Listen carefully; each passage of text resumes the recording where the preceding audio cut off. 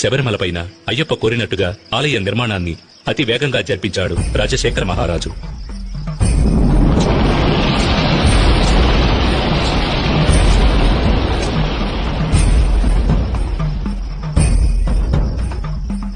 ఆ ఆలయంలో జీవిత తత్వాలను వివరించే విధంగా 18 మెట్లను కూడా ఏర్పరిచాడు. ఈ 18 పవిత్రమైన మెట్లు 18 కొండలకు, 18 మంది దేవతలకు, 18 తత్వాలకు ఆనవాలుగా ఉన్నాయి. 18 కొండలైన ఇంటిపారమల, కాళేకట్టిమల, పుదుచ్చేరిమల, కరిమల, తలైపారామల, దేవరమల, శ్రీపాదమల,